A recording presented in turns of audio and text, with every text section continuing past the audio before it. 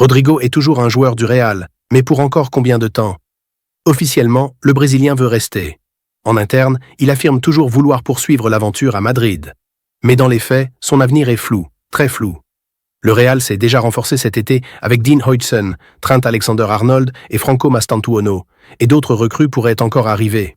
Pour faire de la place, un départ d'envergure n'est pas à exclure. Et forcément, le nom de Rodrigo revient avec insistance. D'autant que le joueur possède une belle cote sur le marché et que certains clubs, comme Arsenal, se sont déjà montrés intéressés ces dernières semaines.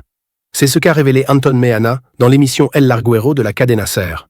Et selon le journaliste espagnol, le flou autour de Rodrigo commence à faire douter certaines écuries. Des sources du marché nous disent qu'elles attendent de la Coupe du Monde des clubs et le temps de jeu que Rodrigo pourra avoir pendant le tournoi. Ce sera compliqué s'il ne fait pas une bonne Coupe du Monde des clubs ou s'il est pseudo-écarté par Xabi Alonso. Titulaire lors du premier match contre Al-Hilal, le Brésilien a disparu de la circulation face à Pachuca. Même l'entourage de Rodrigo se demande ce qui s'est passé entre le premier et le deuxième match. Lors du premier match, il était titulaire. Il a joué la première mi-temps et s'est montré raisonnablement bon dans le ton discret du Real Madrid, puis il a joué 15 minutes en deuxième mi-temps avant d'être remplacé. Ensuite, il est passé à un deuxième match où il n'a même pas été vu. Il n'a pas joué une seule minute et ne s'est même pas échauffé. Un choix fort de Xabi Alonso, qui a préféré faire entrer Victor Muñoz plutôt que le Brésilien. Un message à peine voilé pour certains qui y voient une volonté de pousser le joueur vers la sortie. S'il ne joue à nouveau pas du tout lors du troisième match, c'est un message assez clair pour le joueur, ajoute le journaliste Meana. Mais cette absence sur le terrain pose aussi problème sur le plan économique. Car si le Real Madrid espère vendre Rodrigo à un bon prix, encore faut-il qu'il joue et qu'il se montre.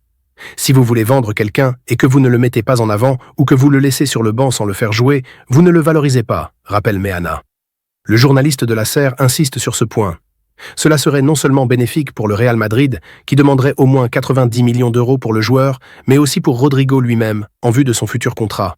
Le fait que vous demandiez un bon contrat, parce que vous venez du Real Madrid, mais que vous ne jouiez pratiquement pas lors de la Coupe du Monde des clubs, ça vous affaiblit.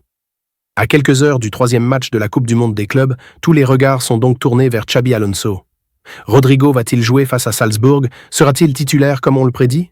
Ce qui est certain, c'est que si l'attaquant est une nouvelle fois écarté par son coach, un départ sera sérieusement envisagé par Rodrigo et son clan.